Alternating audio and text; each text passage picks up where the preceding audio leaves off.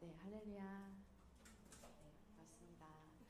네, 우리 먼저 말씀 같이 읽고 시작하도록 하겠습니다. 말씀이 나오나요? 데살로니가전서 4장 16절에서 17절 말씀입니다. 한 목소리로 읽겠습니다.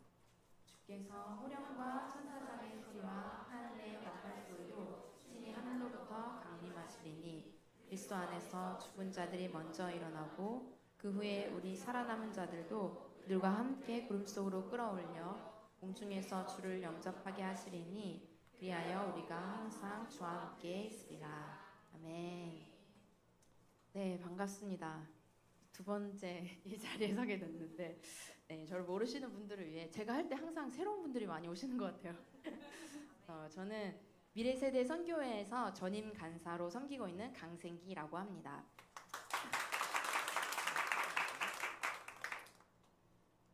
남아시아 피국에서 8년 정도 사역을 하다가 한 4년 전에 코로나로 인해서 이제 한국에 들어왔고 건강 문제로 치료와 회복의 시간을 보내다가 작년 겨울에 마음을 다시 받아서 선교지에 다시 나가려고 준비하고 있습니다. 네, 여러분 혹시 팜스쿨에 대해서 들어보신 분 있으신가요? 여기는 다 아실 테고 팜스쿨에 대해서 들어보셨나요? 네, 팜스쿨은 파루시아 리더십 미션 스쿨의 약자입니다. 파루시아가 무슨 뜻이죠? 오, 맞아요. 역시. 네, 헬라어인데 파루시아는 이제 파루시아의 원래 뜻은 함께 있다, 현존한다, 임재한다 이런 뜻을 가지고 있습니다. 그리고 동시에 도착하다, 오신다, 도래한다 라는 뜻이기도 한 단어입니다. 이 단어는 원래 왕이나 황제 같은 최고의 통치자가 자기 이제 도시들을 방문하는 데에서 유래된 단어입니다.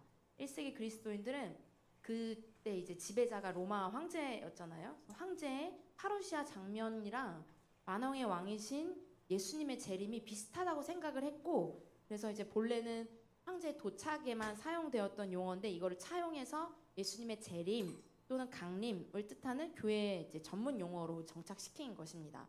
그래서 파루시아는 무슨 뜻이다? 왕의 귀환, 예수님의 다시 오심, 재림을 뜻하는 단어입니다. 파루시아 리더십 미션 스쿨 뭔지 아시겠죠? 팜스쿨에서는 하나님의 빅스토리, 빅히스토리, 하나님이 세계를 어떻게 경영하시는지, 예수님의 초림으로 시작된 하나님 나라가 어떻게 완성되는지, 그리고 그 완성을 위해 성경적으로 무엇이 어떻게 충족돼야 하는지에 대해서 듣게 됩니다. 듣고 싶으시죠? 또 이 시대와 역사 앞에 그래서 우리가 어떻게 살아가야 할지를 고민하고 삶의 현장에서 민족과 세대와 영역을 섬기고 미션 스피릿으로 살아가는 것에 대해서 나누게 됩니다. 저는 재작년 10월쯤에 이제 팜스쿨 훈련을 처음 받게 되었습니다. 그리고 지난 4월쯤에는 두 번째로 팜스쿨 훈련을 받았는데 그때는 이제 훈련생이 아니라 간사로 훈련을 받게 되었습니다. 9주 정도의 훈련 기간이 끝나고 머리로만 선교를 배우는 게 아니라 직접 선교 현장에 나가는 TFM이라는 이제 단기 선교를 가게 되었습니다. 그래서 이제 7월에 소아시아 T국에 가게 됐는데 이번 TFM은 조금 특별했습니다.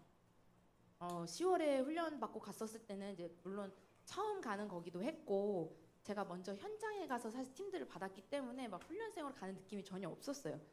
그리고 막 되게 정신없이 지나갔었는데 이번 소아시아 T국 TFM은 한국에서 준비를 같이 하기도 했고 또 어떤 약속의 말씀을 붙들고 가야 할지 그런 부분들이 정리가 된 상태로 같이 출발을 하게 되었습니다. 많은 일들이 있었지만 그 중에서도 기억에 남는 건 복음의 나팔을 불어라 시간이었습니다.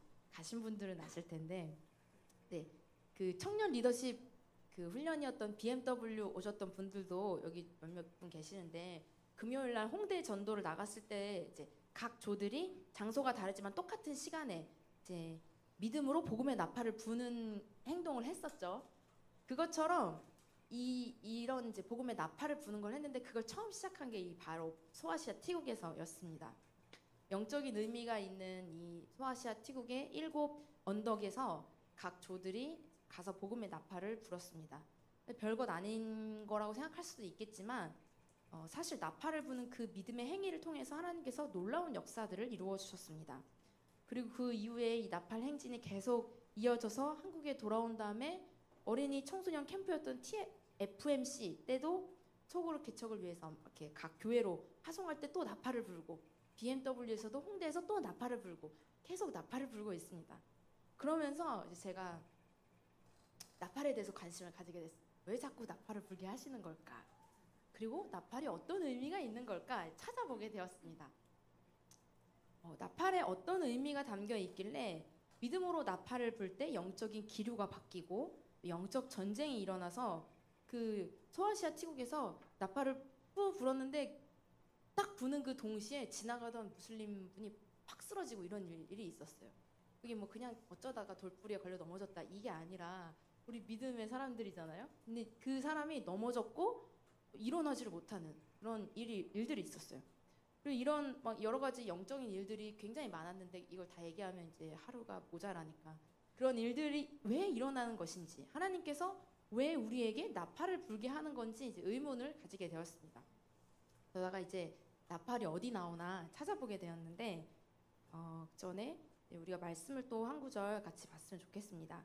레위기 말씀입니다. 레위기 23장 1절에서 2절 말씀 먼저 보겠습니다. 같이 읽겠습니다. 여호와께서 모세에게 말씀하여 이르시되 이스라엘 자손에게 말하여 이르라 이것이 나의 절기들이니 너희가 성회로 공포할 여호와의 절기들이니라. 2절까지 읽겠습니다. 또 23절에서 25절 말씀입니다. 시작. 여호와께서 모세에게 말씀하여 이르시되 이스라엘 자손에게 말하여 이르라 일곱째 달 곧 그 달 첫날은 너희에게 쉬는 날이 될지니 이는 나팔을 불어 기념할 날이요 성회라. 아멘. 여호와께 화제를 드릴지니라. 아멘. 네, 성경은 하나님께서 자신의 백성을 만나고자 정하신 때들에 대해서 이제 알려줍니다. 그 특별한 때 중에 하나가 바로 나팔절입니다. 나팔절은 외치는 날 그리고 나팔을 부는 날이라는 뜻입니다. 그날 나팔을 불고 외치며 소리를 높이라는 명령을 받았기 때문입니다. 그런데 신기한 건 그날이 뭔가를 기념하는 날이라는 건 알지만 그래서 뭘 기념해야 되는지 자세히 나와 있지는 않습니다. 제가 잘 못 찾은 걸 수도 있겠지만 다른 절기들은 뭘 기념해야 되는지 이제 나와 있는데 예를 들면 뭐 6월절 같은 경우는 출애굽 사건을 기념한다. 이게 너무 명백하게 나와 있잖아요. 그리고 예수님을 기억하는 날이고. 그런데 나팔절은 뭘 기념해야 되는지 잘 나와 이렇게 명확하게 글자로 나와 있지는 않습니다. 히브리어로 지크론이라는 단어가 여기 나오는데 그거는 이제 기념, 기억, 표시, 상기라는 뜻입니다. 도대체 뭘 상기시켜 주시려는 걸까요?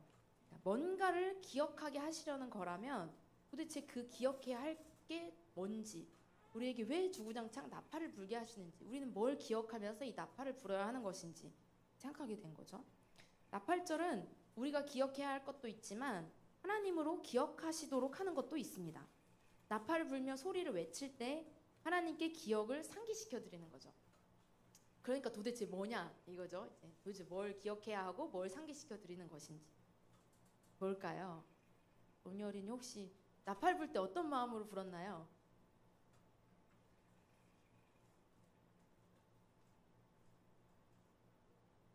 그냥 부르라고 하니까 소리가 재밌으니까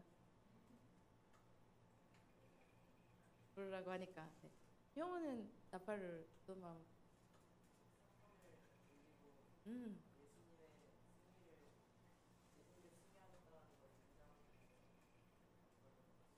아멘. 네, 우리가 이제 나팔 불면서 약간 메롱하는 느낌으로 이렇게 분 것도 있어요. 그래서 사탄을 놀리고 말한 것처럼 예수님의 승리를 선포하고 나팔을 분다 어떤 나팔을 분다 할 때 이제 이미지들이 있잖아요. 나팔을 부는 모습 한번 상상을 딱 해보시면은 뭔가 우리가 분 건 작은 나팔이긴 했지만 뭔가 웅장하고 막 이렇게 아까 얘기한 것처럼 파루시아가 생각나지 않으세요? 메시아의 재림 왕이 딱 올 때 나팔을 꼭 어떻게 나나요? 소리가 빰빰빰빰 이렇게 나나요? 이렇게 나팔을 불잖아요. 메시아의 재림을 예수 그리스도의 다시 오심을 기억하게 하고 상기시키는 게 나팔절입니다. 굉장히 예언적인 절기이죠. 하나님이 아무 때나 아무렇게나 일하시는 게 아니라 그분의 하나님의 말하자면 이렇게 일정표가 있어요. 그래서 그 일정에 맞춰서 정확하게 일하시는 분이십니다. 창세기 1장 14절 말씀 보겠습니다. 같이 읽겠습니다. 시작. 하나님이 이르시되 하늘의 궁창에 광명체들이 있어 낮과 밤을 나뉘게 하고 그것들로 징조와 계절과 날과 해를 이루게 하라. 아멘. 하나님께서 해와 달과 별을 광명체로 만들었습니다. 왜 그렇게 하셨을까요? 답이 바로 나오긴 하는데 낮과 밤을 나뉘게 하고 그것들로 징조와 계절과 날과 해를 이루게 하시려고 하셨습니다. 그러니까 무슨 말이냐면 해와 달과 별이 없으면 혹시 우리가 해가 없다고 생각을 해보세요. 그러면 지금이 낮인지 밤인지 어떤 계절인지 어떤 날인지 알 수가 없겠죠.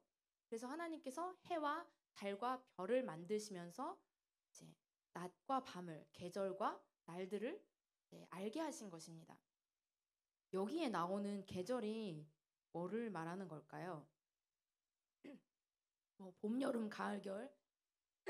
한국엔 사계절이 있죠. 그 계절일까요? 제가 이렇게 물어볼 때는 아닌 경우가 많이 있겠죠. 사계절이 아니고 이제 모에드라는 단어의 복수형인데 시간들, 기한들, 절기들, 시즌, 어떤 절기를 말하는 게 계절입니다. 절기라는 건 무언가 특별한 일을 행하시려고 하나님이 정하신 때입니다. 여러분은 지금 어떤 시즌을 지나고 계신가요? 계절이랑도 비슷하다고 볼 수 있겠네요. 봄의 시즌을 지나고 계시는지, 여름의 시즌을 지나고 계시는지, 가을이나 겨울을 지나고 계시는지. 각자가 지나고 있는 시즌이 있겠죠. 하나님 나라 안에서는 이 2024년이 어떤 시즌을 지나고 있는 걸까요? 생각을 해봐야겠죠. 골로새서 2장 16절에서 17절 말씀 보겠습니다.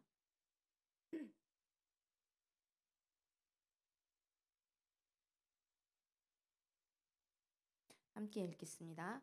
그러므로 먹고 마시는 것과 절기나 초하루나 안식일을 이유로 누구든지 너희를 비판하지 못하게 하라. 이것들은 장래일의 그림자이나 몸은 그리스도의 것이니라. 아멘. 지금 뭔가 성경에 나와 있는 뭐 절기들을 지키자, 나팔절을 지키자 이런 얘기를 하려는 게 아닙니다. 이제 날, 절기 같은 것들은 장차 올 것의 그림자입니다. 실체는 예수님이죠. 성경에 나와 있는 많은 이야기들, 우리를 둘러싸고 있는 많은 것들은 사실 전부 그림자입니다. 정확하게 예수 그리스도를 향하고 있습니다. 그래서 그림자니까 별로 중요하지 않다? 이건 아니죠. 그러니까 그림자를 통해서 실체가 무엇인지를 이제 파악해야겠죠. 우리가 기억해야 할 건 결국 그런 걸 통해 하고 싶으신 게 뭔지 예수님 얘기를 하고 싶은 것입니다. 다른 절기들은 여러 절기들이 있는데 예수님의 초림, 그러니까 예수님이 이 땅에 인간의 몸을 입고 처음 오셨을 때 성취가 되었습니다.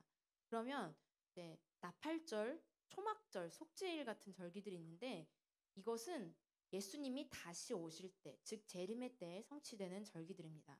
특별히 예수님의 재림에 대해서는 하늘의 징조, 사인이 있을 것이라고 하십니다. 이 중에서 속죄일에 가장 중요하게 여기는 게 뭘까요? 속죄, 뭔가 죄를 속하는 거죠. 그러니까 구속을 중요하게 여깁니다. 초막절은 기쁨입니다. 그럼 나팔절에 중요하게 여기는 것은 무엇일까요? 나팔이 불면 주님이 다시 오십니다. 그럼 그 전에 저희가 해야 될 게 뭐죠?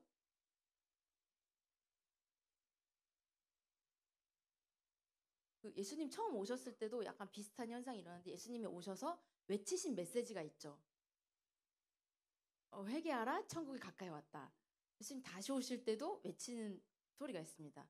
회개하라, 주님 다시 오실 날이 얼마 남지 않았다. 네. 출애굽기 19장 11절 말씀 보겠습니다.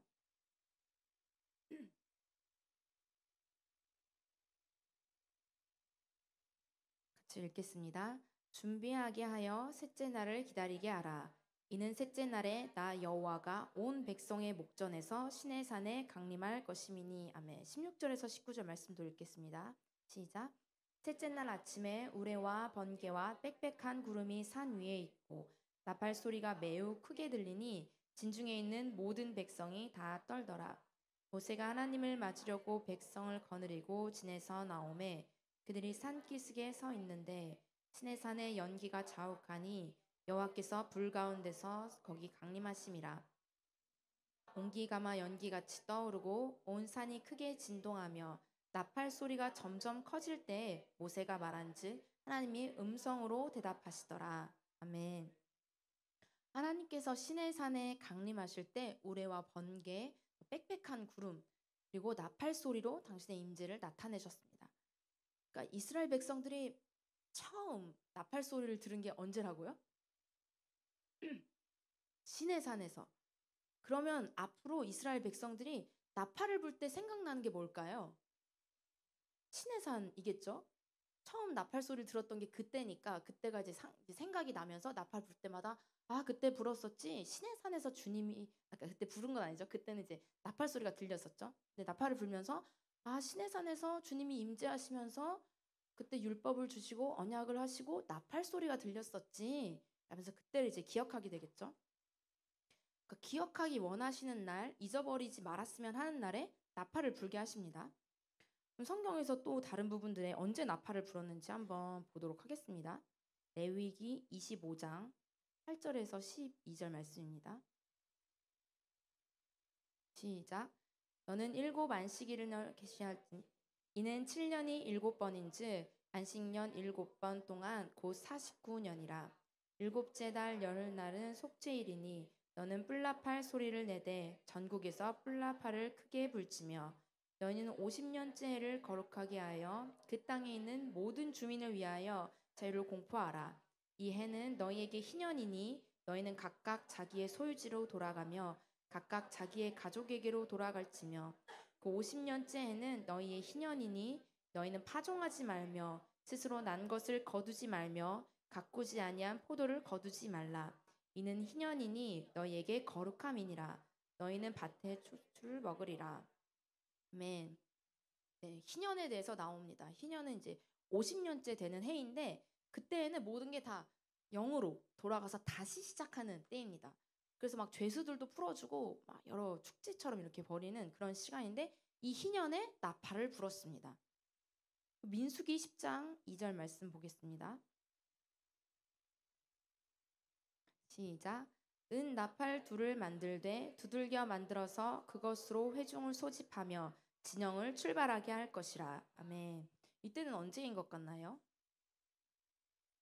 여기 구절이 한 절만 나와 있어서 잘 모르겠죠. 민수기 말씀인데 대적을 치러 나갈 때 또 나팔을 불었습니다. 여호수아에도 나오는데 여호수아 6장 5절 말씀입니다. 있습니다. 시작.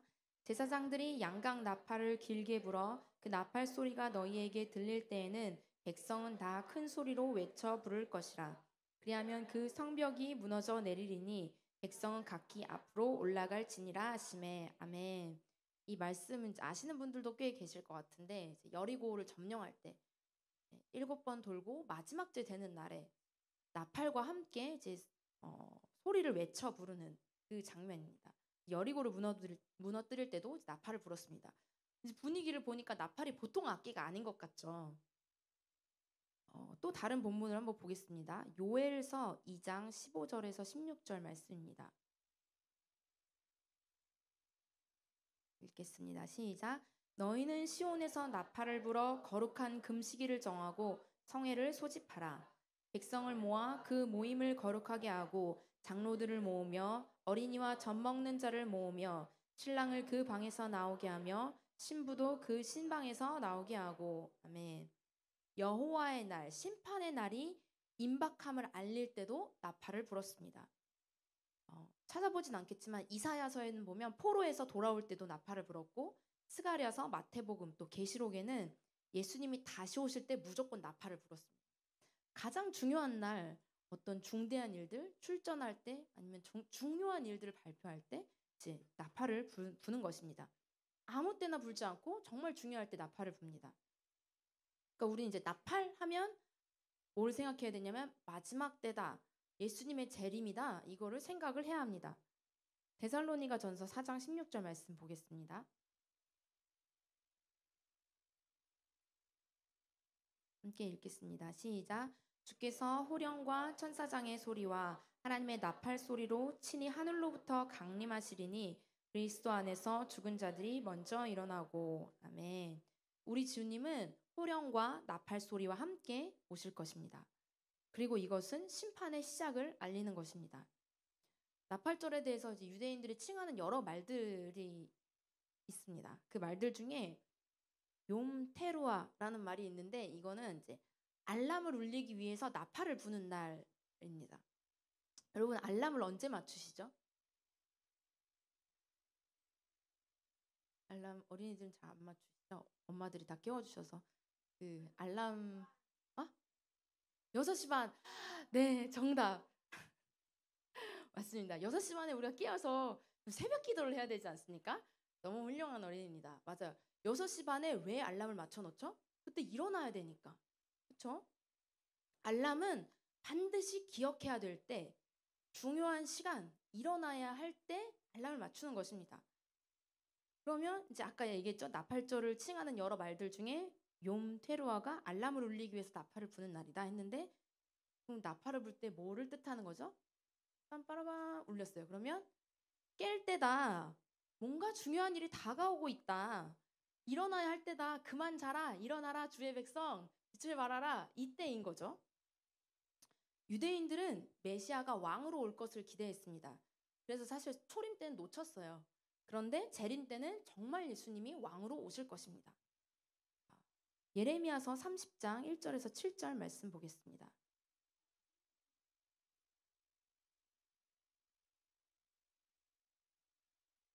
네, 같이 읽겠습니다. 여호와께로부터 말씀이 예레미야에게 임하여 이르시니라. 이스라엘의 하나님 여호와께서 이와 같이 말씀하여 이르시기를 내가 내게 일러준 모든 말을 책에 기록하라. 여호와의 말씀이니라. 보라, 내가 내 백성 이스라엘과 유다의 포로를 돌아가게 할 날이 오리니 내가 그들을 그 조상들에게 준 땅으로 돌아오게 할 것이니 그들이 그 땅을 차지하리라. 여호와께서 말씀하시니라. 여호와께서 이스라엘과 유다에 대하여 하신 말씀이 이러하니라. 여호와께서 이와 같이 말씀하시되 우리가 무서워 떠는 자의 소리를 들으니 두려움이요 평안함이 아니로다. 너희는 자식을 해산하는 사람 물어보라. 어찌하여 모든 남자가 해산하는 여자같이 손을 자기 허리에 대고 모든 얼굴이 겁에 질려 새파래졌는가? 슬프다 그날이여. 그와 같이 엄청난 날이 없으리라. 그날은 야곱의 환난의 때가 되미로다. 그러나 그가 환난에서 구하여 냄을 얻으리로다. 아멘. 예수님이 다시 오실 때는 이제 구원받은 우리에게는 아주 기쁜 날이지만 사실은 심판의 날입니다. 야곱의 환난 그리고 대환난의 날인데 남자가 해산하는 자식을 해산하는 여자와 같이 그렇게 고통하는 그런 걸 이제 비유를 하고 있습니다. 그만큼 이제 엄청난 날이 그와 같이 엄청난 날이 없으리라 이렇게 얘기를 하죠. 스바냐서 1장 14절 말씀 보겠습니다. 읽겠습니다. 시작. 여호와의 큰 날이 가깝도다. 가깝고도 빠르도다. 여호와의 날이 소리로다. 용사가 거기서 오는도다. 아멘. 예수님이 다시 오시기 전에 이런 야곱의 혼란, 대환란의 날들이 있을 것입니다. 그런데 이제 그렇게 될 때 저희는 어떻게 죽은 자들의 부활이 있습니다. 이사야서 26장 19절 말씀입니다.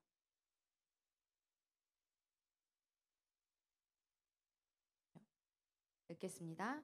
주의 죽은 자들은 살아나고 그들의 시체들은 일어나리이다. 티끌에 누운 자들아 너희는 깨어 노래하라. 주의 이슬은 빛난 이슬이니 땅이 죽은 자들을 내놓으리로다. 아멘. 한 구절 더 보겠습니다. 고린도전서 15장 51절에서 52절 말씀입니다.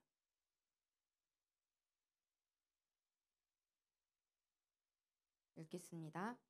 보라 내가 너희에게 비밀을 말하노니 우리가 다 잠잘 것이 아니요 마지막 나팔에 순식간에 호련히 다 변화되리니 나팔 소리가 나매 죽은 자들이 썩지 아니할 것으로 다시 살아나고 우리도 변화되리라. 아멘. 네. 마지막 나팔이 불 때 우리 죽었던 사람들은 부활의 몸을 입고 살아날 것입니다. 죽은 자의 부활이 있을 것입니다. 그리고 이제 메시아의 혼인 잔치가 이제 이루어지겠죠. 유대인의 결혼식은 이제 그 유대인들이 결혼을 하는데 제가 예전에 전에 있던 교회에서 여름 성경학교 때 그런 이제 순서가 있었어가지고 유대인의 결혼에 대해서 찾아봤던 적이 있습니다.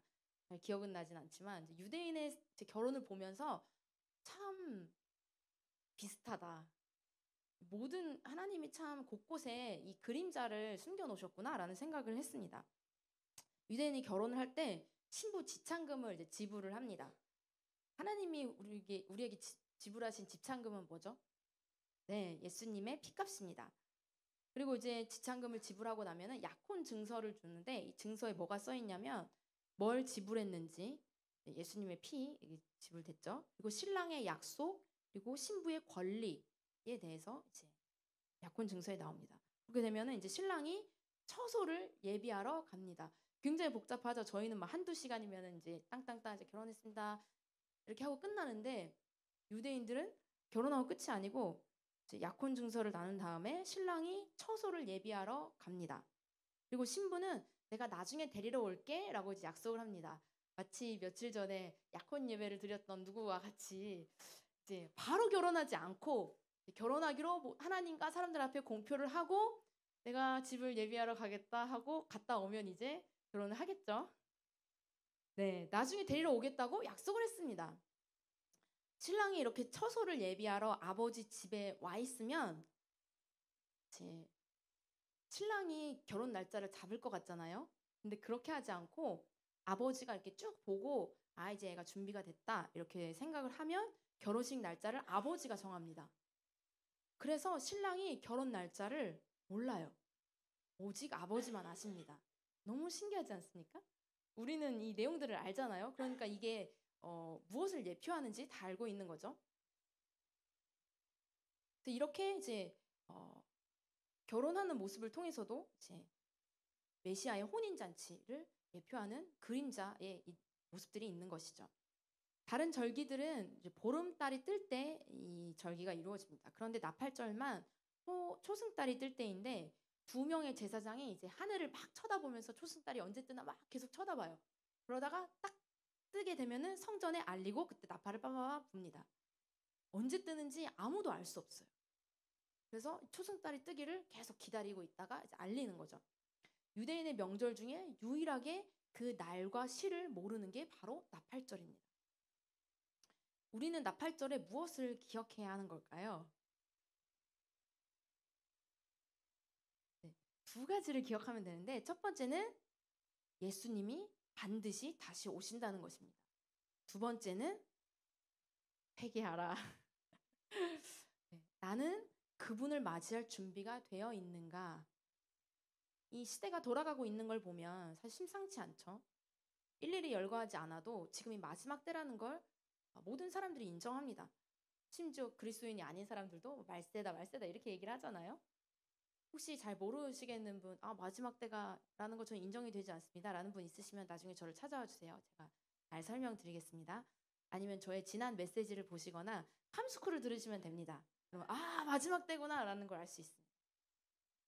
이 마지막 때 우리가 해야 될 것이 무엇인가? 우리 자신을 돌아보는 시간이 되어야 합니다. 우리의 삶을 정리해야 됩니다. 제가 4년 전에 이제 한국에 들어왔다고 했잖아요.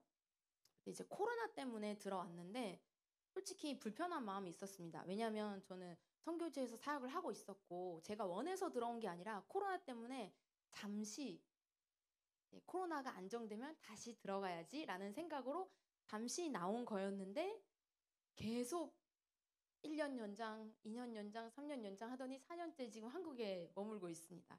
그래서 사실 이제 한 1, 2년 정도 때는 너무 마음이 힘들고 하나님이 저를 잘 있는데 한국으로 강제 소환시킨 것 같은 여러 마음들이 있었습니다. 근데 이제 제가 시간이 많아지다 보니까 이제 사역을 안 하고 이제 한국에서 시간이 많고 뭐 부모님 밥 먹고 이렇게 막 늦게 일어나고 이렇게 지내다 보니까 시간이 많아져서 책을 읽게 되었습니다. 여러분 책을 읽으셔야 됩니다. 제가 읽었던 책 중에 고든 맥도날드의 내면 세계의 질서와 영적 성장이라는 책을 읽었는데 그 책을 읽으면서 저는 진짜 와장창 깨지는 시간이 있었습니다. 나중에 와보니까 이 단체의 그 필독서 중에 하나더라고요. 네, 굉장히 좋은 책입니다. 이 책을 읽으면서 이 책의 이 싱크홀이라는 단어가 나오는데 싱크홀이 뭔지 아시죠? 글자 그대로 가라앉아서 생긴 구멍을 말을 합니다. 산과 들이나 바다 어느 곳에서나 나타날 수 있는데 이제 그분은 영적 싱크홀에 대해서 이제 얘기를 하시는 내용이었습니다. 그래서 제가 이제 그 책을 읽으면서 저를 돌아보는 시간을 이제 가지게 되고 제가 발견하지 못했던 저의 영적 싱크홀을 발견하게 되면서 이제 그때부터 원래 있었던 건데 이제 인지하지 못했던 저의 수면 장애들, 무기력함, 우울함, 번아웃 이런 여러 증상들이 막 드러나게 된 거죠. 그리고 육체적으로도 제가 갑상선 암에 걸린 걸 이제 알게 되면서 그 치료하는 과정들 속에서 어, 어, 힘든 일이 있었고 그리고 사역적으로도 실패감과 좌절감과 영적 무감각 때문에 굉장히 힘든 시간을 보냈습니다. 사역을 열심히 했다고 생각했는데 고등학교 2학년 때 처음 선교사로 헌신을 했거든요. 그때부터 지금까지 뒤를 돌아보지 않고 정말 열심히 달려온 것 같습니다. 너무 앞만 보고 달려왔는지 하나님의 일을 한 게 아니라 내 일을 열심히 했고 이제 결국 번아웃이 온 그런 상태였습니다. 그래서 제가 알게 된 것은 저는 예수 그리스도께 헌신한 게 아니라 사역에 헌신했다는 걸 알게 되었습니다. 그래서 회복과 주님 앞에 좀 엎드러지는 시간이 있었는데 근데 이제 제가 그 시즌에 이제 가장 많이 생각했던 게 그런 거였습니다. 나는 어떤 사람이 되어가고 있나? 잠들기 전에 아침에 깨어났을 때 나는 어떤 사람인가? 에너지가 나는 왜 바닥이 났는가? 채워지는 것 없이 소진만 하고 있는가? 손가락 하나 움직이기 힘든 이 무기력증에 빠진 이 상황이 정말 내가 원하던, 내가 그렇게 달려가던 그 상황인가? 그런 생각들을 이제 했습니다. 그리고 이제 또 다른 책을 읽었는데 그 책 제목은 제가 기억이 나질 않아서 제 말씀 못 드리고 어쨌든 그 책의 뒷부분에 약간 이제 적용편으로 그런 얘기들이 있었어요. 급진적인 실험을 해라. 그래서 우선순위를 바로 세우고 정말 내 삶을 완전히 바꾸려면 용기가 필요하다 이런 내용들이 적힌 내용이었는데 그걸 하나하나 적용을 해보면서 제가 있는 자리에서 다시 일어나는 작업들을 하게 되었습니다. 우리는 무엇을 놓치고 있는 걸까요? 제가 놓치고 있었던 게 뭘까요? 제가 짧게 저의 이야기를 했지만 사실 모든 사람에게 해당 케이스는 다를 수 있지만 우리가 한 번쯤은 보아야 하는 부분입니다. 우리의 영적 삶의 가장 큰 걸림돌이 무엇인지. 누가복음 10장 38절에서 42절 말씀 보겠습니다.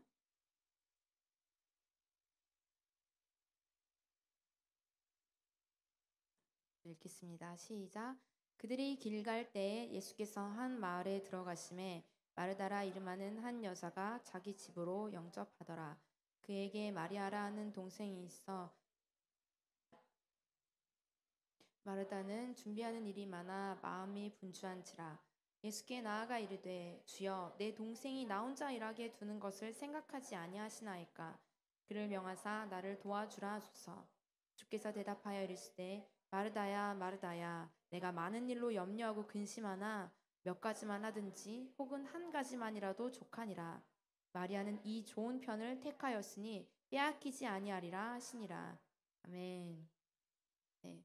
이 말씀을 읽으시고 어떤 마음이 드시나요? 네. 마르다처럼 하면 안 되겠다. 마리아처럼 해야겠다. 이런 생각을 많이 하시죠. 저는 이 말씀을 제가 처음 읽었을 때 감상이 이거였습니다. 아니, 마르다가 왜 나쁘지? 솔직히 마르다 같은 사람이 있어야 일이 굴러가는 것 아닌가요? 지금 이 티플리 워십을 위하여서 누군가는 뒤에서 미디어를 하고 있고 누군가는 어, 에어컨 온도 조절을 하고 있고 누군가는 피아노를 치고 누군가는 메시지를 하고 그런 이제 필요한 일 누군가는 장소를 내어주셨고 이런 것들이 다 필요하잖아요. 근데 막 다 예수님 발치에 앉아서 말씀만 들으면 어떻게 하라는 거 손가락만 빨라는 건가 이런 마음이 있었습니다. 근데 제가 이제 나중에 성경을 더 읽게 되고 묵상을 하면서 알게 된 것들은 그런 말씀이 아니라는 걸 알게 되었습니다. 마리아와 마르다에 대해서 얘기를 할 때 바쁨에 대해서 얘기를 하는데 건강한 종류의 바쁨도 있습니다. 이 말씀은 바쁜 것 자체를 나쁘다고 하는 게 아니라 40절에 보면 마음이 분주한지라라는 말이 나옵니다. 그러니까 이 어떤 행위에 대해서 말하는 것이라 행위에 대해서 말하는 것이 아니라 마음에 대해서 이야기를 하는 것입니다. 만약에 모든 사람들이 다 마리아처럼 예수님 곁에 앉아만 있으면 아무것도 돌아가지 않겠죠. 아까 말씀드린 것처럼. 그러니까 마음에 대한 문제인데 마르다는 마음이 분주한 상태였습니다. 우리는 보통 하나님과 함께 달린다라고 얘기하지 않고 함께 걷는다라고 이야기를 하죠. 이 로널드 롤하이저라는 사람이 있는데 이분이 말씀하신 게 좀 좋아서 이제 가지고 왔는데 오늘날 많은 역사적 상황들이 맹목적이고도 우연히 하나로 합쳐져 하나님에 관해 생각하거나 기도하는 것은 물론이고 그 어떤 내적 깊이도 갖추기 힘든 환경을 만들어내고 있다. 우리는 좋고 나쁜 온갖 것에 정신을 파느라 영적 무의식 상태에 빠져들고 있다. 우리가 하나님, 기쁨, 영에 반대하는 것은 아니다. 오히려 우리는 이런 것을 좋아한다. 단지 습관적으로 다른 것들에 정신이 팔려 이런 것이 우리의 레이더망에 들어오지 않을 뿐이다. 우리는 나쁘다기보다는 너무 바쁘다. 영적이지 않다기보다는 다른 것에 정신이 팔려 있다. 오늘날 병적인 바쁨, 정신 팔림, 쉴 새 없는 활동이 영적 삶을 방해하는 주된 걸림돌이다. 이렇게 이야기를 했는데 우리가 바쁜 것은 좋은 것입니다. 바쁘게 살아야죠. 근데 우리의 마음이 바쁜 건 또 다른 문제인 것입니다. 우리가 몸은 마르다처럼 바쁘지만 마음은 주님 안에 거하면서 평안하고 안식을 누릴 수 있습니다. 반대로 마리아처럼 하나님 앞에 앉아있지만 예를 들면 죄송해요. 앉아있지만 딴 생각하고 마음이 엄청 바쁠 수도 있어요. 이건 주님과 나만 아는 거죠. 행위를 말하는 게 아니라 마음이 분주한 것인지 아니면 마음이 주님 안에 머물러 있는 것인지 안식에 대해서 이야기를 하는 것입니다. 우리는 바쁘다 바쁘다 이 말을 엄청 입에 달고 살죠. 저도 그랬습니다. 정말 바빴습니다. 정말 바빴는데 정말 쉴 새 없이 바쁜 나날들을 보내고 있죠. 하루 24시간도 모자라고 또 몸이 10개라도 모자라는 것 같습니다. BMW 준비하면서 어떤 청년 자매님께서 같이 준비를 하는데 소그룹 질문을 같이 짜고 있었어요. 근데 그 자매님이 채택되진 않았는데 질문 중에 하나가 그게 있었어요. 나에게 초능력이 생긴다면 무엇을 할 것인가? 그래서 우리가 둘이 너는 뭐 할 거냐 나는 뭐 할 거냐 막 이렇게 얘기하다가 저는 몸이 10개로 이렇게 됐으면 좋겠어요. 그래서 제가 하는 일을 10명이 했으면 좋겠습니다. 막 이렇게 얘기하고 또 다른 명은 저는 자지 않아도 피곤하지 않았으면 좋겠어요. 이런 얘기들을 했습니다. 우리가 다 너무너무 피곤하고 할 일이 많고 24시간이 하루에 너무 모자라고. 그런데 진짜로 바쁜 걸까요? 우리의 마음이 마르다처럼 분주한 상태인 거라면 우리의 마음을 빼앗고 있는 게 도대체 뭔지 돌아보아야 합니다. 예전에는 우리가 걸어 다녔잖아요. 아주 예전에. 그런데 지금은 차로 금방 갈 수 있고 저도 차가 생기기 전에는 대중교통을 이용했는데 차가 생기니까 5분 거리도 차로 가게 되더라고요. 굉장히 시간이 절약이 됐죠. 단축이 되고. 그리고 예전에는 막 이렇게 자급자족하면서 뭔가 직접 이렇게 식물을 재배하고 이렇게 했지만 지금은 마트 가면 그냥 살 수 있죠. 아주 간단합니다. 예전에는 손으로 편지를 썼지만 지금은 전화 한 통이면 되고 문자 하나만 보내면 되고 아니면 메신저 하나만 보내면 되는. 그리고 인공지능도 굉장히 편리하고 빠른 삶의 한 몫을 했죠. 그런데 이런 시대가 엄청 발전하고 편리한 도구들이 수두룩한데 시간이 많아지기는커녕 원래 시간이 많아져야 정상이잖아요. 여러 가지 도구들이 생기면서 우리의 시간이 단축되었고 발전되었고 시간이 많아지는 게 당연한데 오히려 더 적게 느껴집니다. 왜 그런 걸까요? 세상이 좋아지면서 훨씬 더 절약이 됐을 텐데 그럼 그 절약된 시간들은 도대체 다 어디로 가버린 걸까요? 그 많은 시간이 다 어디로 갔을까요?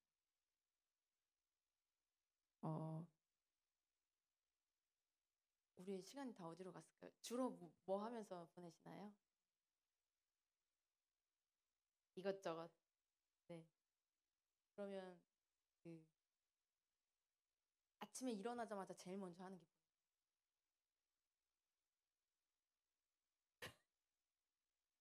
잘 안 일어나요. 네네네. 네. 그 하루를 돌아봤을 때 하루 중에 가장 많이 나의 시간과 에너지와 돈과 노력을 가장 많이 쏟은 게 어떤 거예요?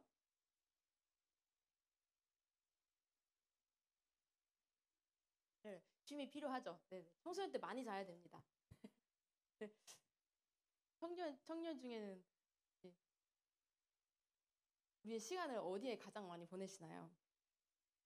우리의 내면 세계는 정기적으로 정비하는 시간이 필요합니다. 반드시 필요합니다. 되돌아보는 시간이 필요합니다. 왜냐면 현대인들이 너무너무 피곤하고 스트레스 관리, 회복, 상담, 뭐 정신건강, 힐링, 여행 이런 책들이 수두룩하죠. 책방에 서점에 가서 보면 그럼 뭐 언제부턴가 상담에 대한 책들도 굉장히 많이 뜨고 그런 것을 보게 됩니다. 과거 어느 때보다 더 많은 여가 시간을 가지고 있는데도 우리는 극도의 피로에 찌들어서 살고 있습니다. 왜냐하면 우리는 그 시간을 이 절약된 시간을 다른 데 사용하고 있기 때문입니다. 그래서 이제 우리가 생각을 해봐야 되는 거죠. 나는 주로 무엇에 시간을 보내고 있나? 내 시간과 돈과 에너지를 쏟고 있는 바로 그것이 내 마음이 가 있는 것입니다. 보물이 있는 곳에 내 마음이 있다고 하잖아요. 우리의 인생은 우리가 관심을 쏟는 것들의 총합이라고 볼 수 있습니다. 그래서 내가 뭘 관심을 쏟는지, 주로 시간과 감정과 돈과 에너지를 드리는 것이 무엇인지, 여기 있는 분들은 거룩하셔서 그렇지 않겠지만 저는 전에 자아가 못 바뀌기 전에 저는 미디어에 이제 굉장히 많은 시간을 보냈었습니다. 근데 인지도 못하고 있었는데 제가 이것도 어떤 책을 읽으면서 이제 알게 된 건데 슬로우 영성이라는 책을 읽었습니다. 그래서 내가 어디에 시간을 이렇게 쏟고 있지? 라는 걸 이제 생각을 하면서 우리가 제일 많이 쓰는 게 스마트폰이잖아요. 그래서 스마트폰에 그 사용 체크하는 그런 앱을 깔았어요. 내가 어디에 가장 많이 시간을 할애하고 있나. 보니까 네 그런 결과가 나왔습니다. 네. 그래서 굉장한 충격을 받고 저는 제가 그렇게 많이 보는 줄 몰랐거든요. 근데 이게 잠깐의 시간들이 모여서 엄청난 몇 시간을 보고 있었더라고요. 스마트폰 사용자들이 하루에 평균 2617번 자기 스마트폰을 열어보는 시간. 자, 시편 16편 8절에 시편 기자가 내가 여호와를 항상 내 앞에 모시며 이렇게 얘기를 했는데 우리는 항상 우리 앞에 스마트폰을 모시며 아주 열어보는 숫자도 굉장히 많고 실제로 사용하는 시간도 많고 이게 본인이 생각하는 것보다 무조건 많아요. 앱 한번 깔아보세요. 진짜 많이 써요, 우리. 그리고 우리가 바빠지면서 놓치게 된 또 한 가지가 있는데 영혼입니다. 내가 너무 바쁘고 힘들고 여유가 없으면 사실 옆 사람이 전혀 보이지가 않아요. 근데 우리의 가장 큰 계명이 뭐죠? 하나님 사랑하고 이웃 사랑하고. 주님 다시 오실 때 누구와 함께 그분을 맞이하게 될까요?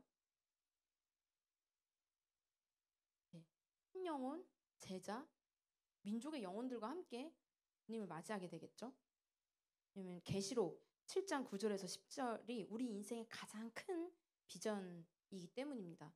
혹시 제가 드렸는지 모르겠는데 추가 본문 말씀에 있나요?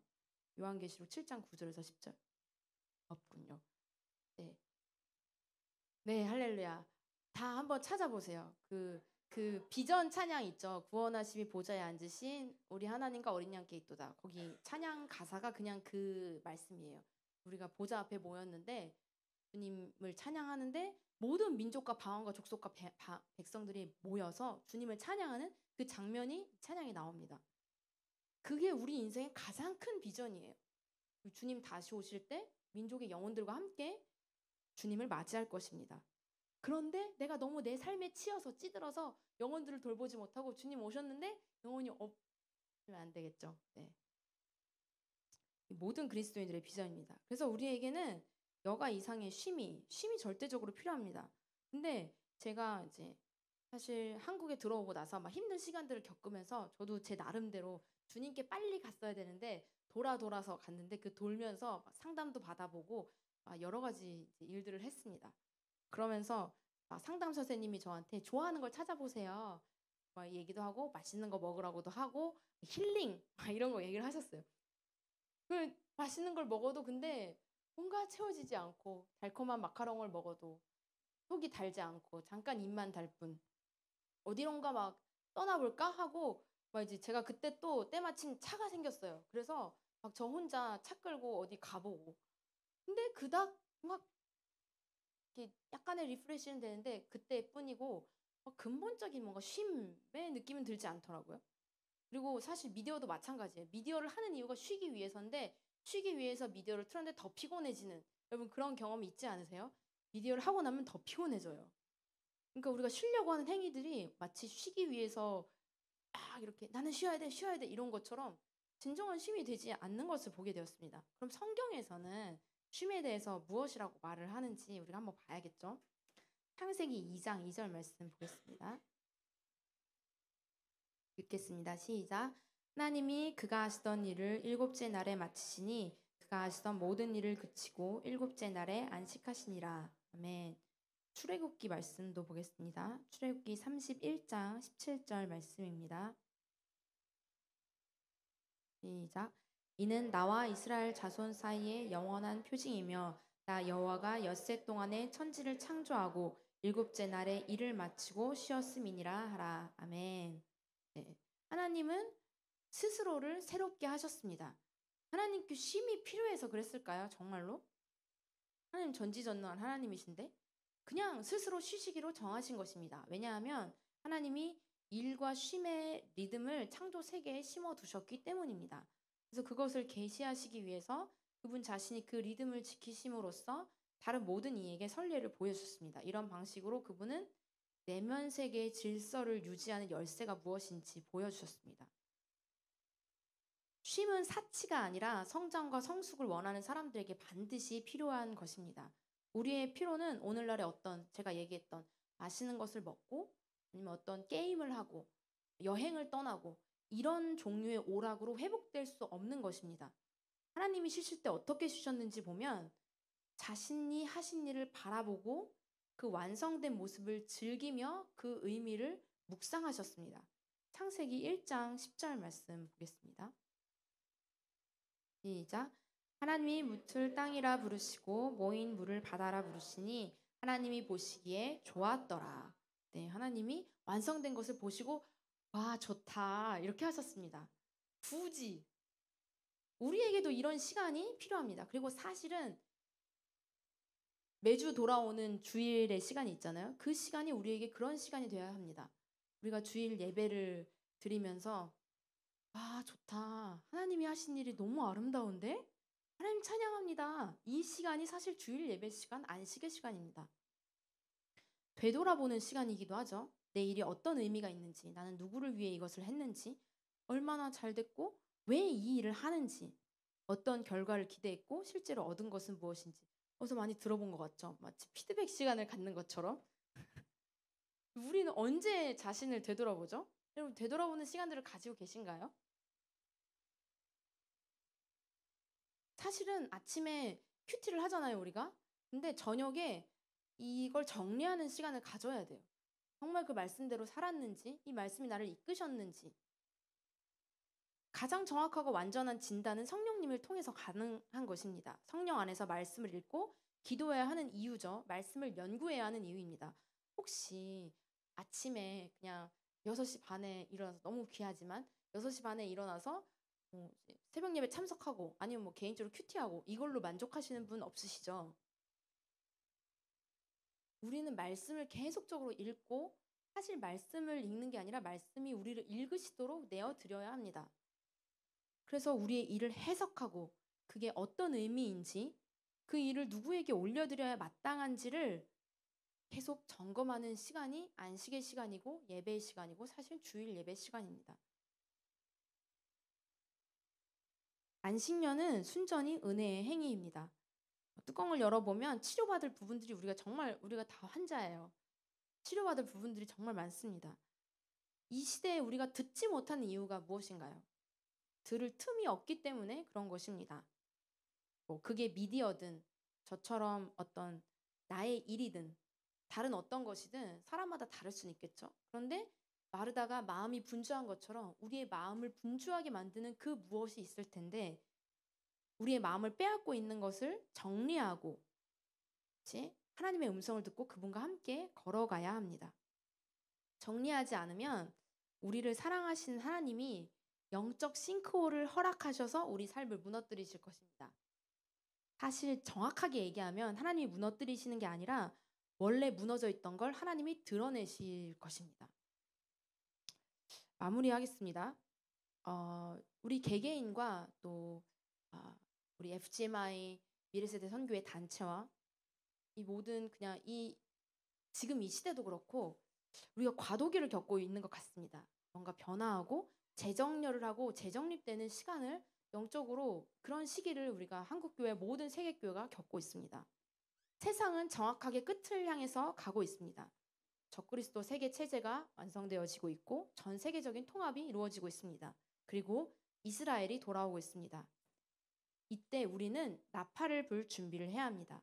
우리의 삶을 정리하고 주님 다시 오실 길을 예비하는 삶으로 조정하며 재정렬하게 되길 소망합니다. 마지막으로 말씀 하나 읽고 또 찬양하고 기도했으면 좋겠습니다. 베드로후서 3장 8절에서 13절 말씀입니다. 읽겠습니다. 사랑하는 자들아, 죽기는 하루가 천년 같고 천년이 하루 같다는 이 한 가지를 잊지 말라. 주의 약속은 어떤 이들이 더디다고 생각하는 것 같이 더딘 것이 아니라 오직 주께서는 너희를 대하여 오래 참으사 아무도 멸망하지 아니하고 다 회개하기에 이르기를 원하시느니라. 그러나 주의 날이 도둑같이 오리니 그날에는 하늘이 큰 소리로 떠나가고 물질이 뜨거운 불에 풀어지고 땅과 그 중에 있는 모든 일이 드러나리로다. 이 모든 것이 이렇게 풀어지니 너희가 어떠한 사람이 되어야 마땅하냐? 거룩한 행실과 경건함으로 하나님의 날이 임하기를 바라보고 간절히 사모하라. 그날에 하늘이 불에 타서 풀어지고 물질이 뜨거운 불에 녹아지려니와 우리는 그의 약속대로 그가 있는 곳인 새 하늘과 새 땅을 바라보도다. 아멘. 네, 함께 찬양함으로 나가겠습니다.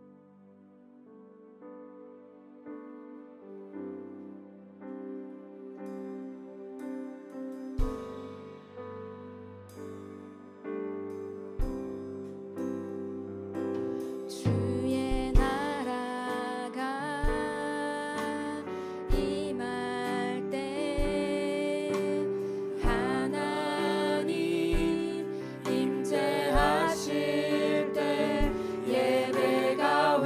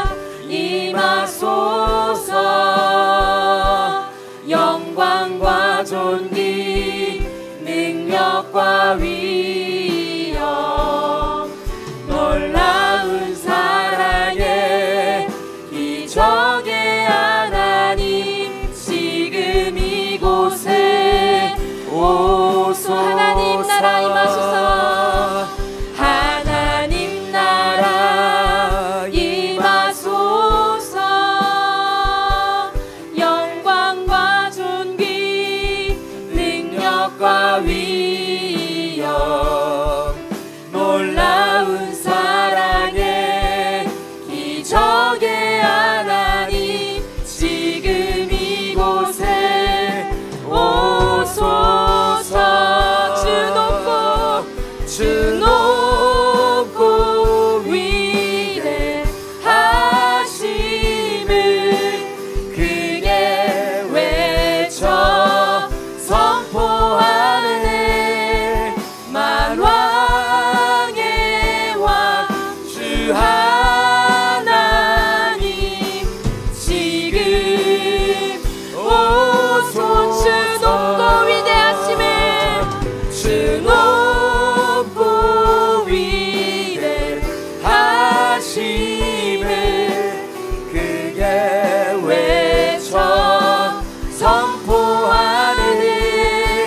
만왕의 왕 주 하나님 지금 오소서. 하나님 나라 임하소서. 하나님 나라 임하소서. 영광과 존귀 능력과 위엄 놀라운 사랑의 기적의 하나님 지금 이곳에 오소. 하나님 나라 임하소서. 하나님 나라 임하소서. 영광과 존귀 능력과 위엄 놀라운 사랑의 기적의 하나님 지금 이곳에 오소서.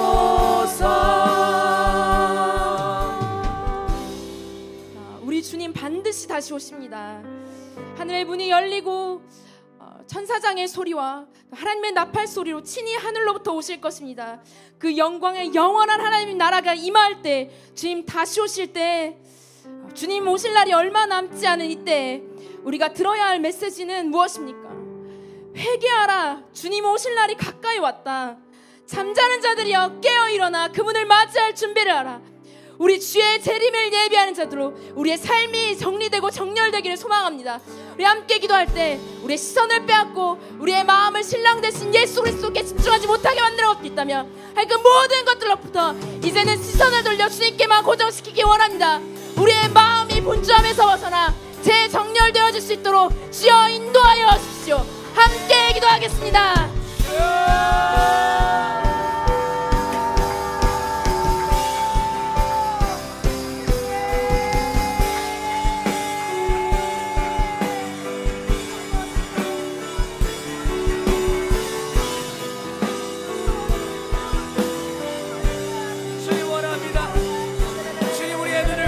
모든 어둠이 떠나가게 하시고 하나님 나라를 위한 삶을 달려가는 순간 일어나게 하십시오.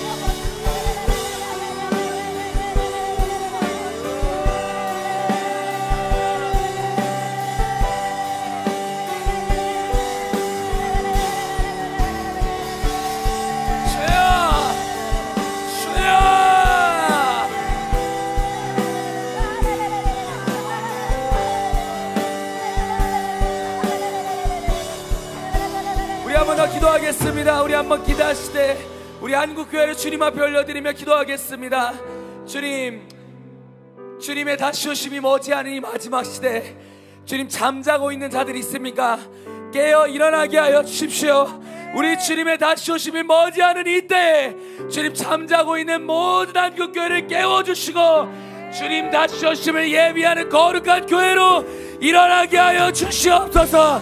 한국교회 눈을 덮고 있었던 모든 죄악을 끊어지게 하시고 하늘의 문을 여셔서 오직 주의 영광과 주님의 다시 오심을 위해 달려가는 그 목적을 향해 달려가는 선교한 한국교회가 되게 하여 주옵소서.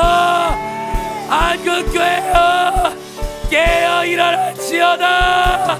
함께 기도하겠습니다. 주여,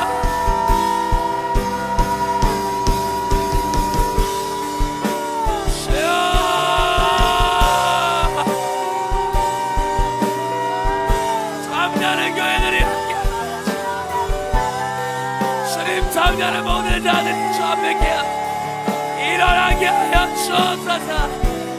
주여,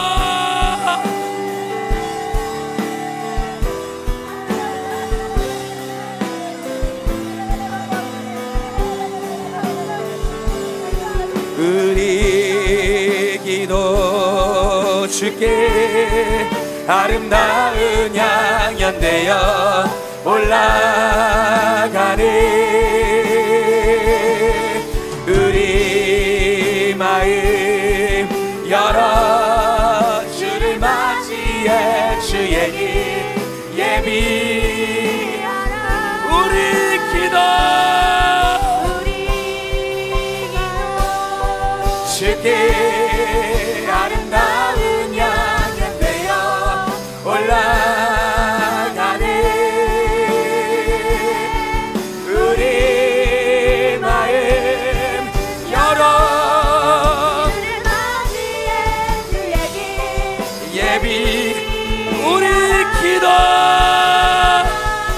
우리 주께 아름다운 향연되어 올라가네. 우리 마음 열어 주를 맞이해 주의 길 예비. 우리 기도 주께 아름다운 향연되어 올라가네.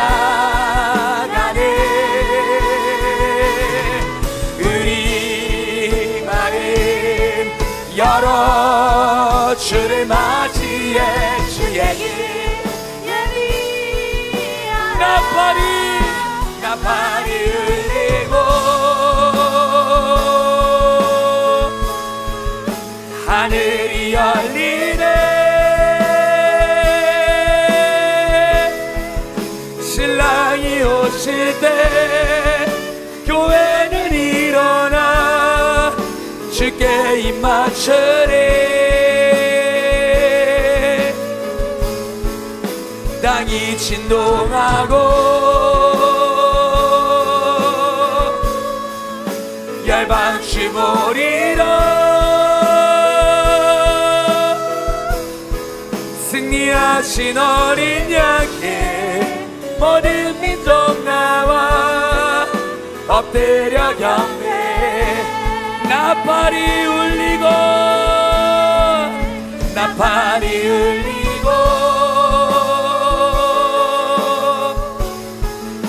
하늘이 열리네.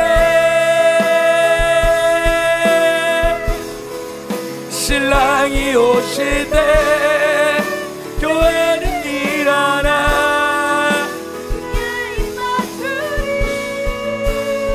땅이 진동하고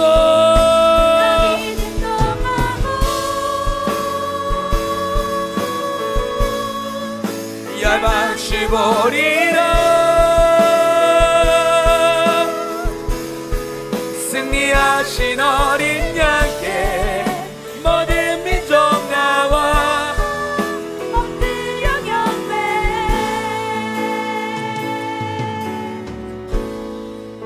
나팔이 울리고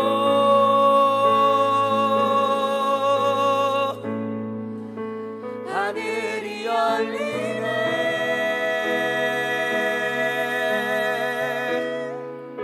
신랑이 오실 때 교회는 일어나 주님 땅이 진동하고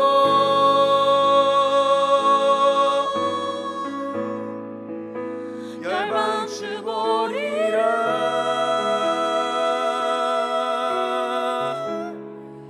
승리하신 어린 양께 모든 민족 나와 엎드려 경배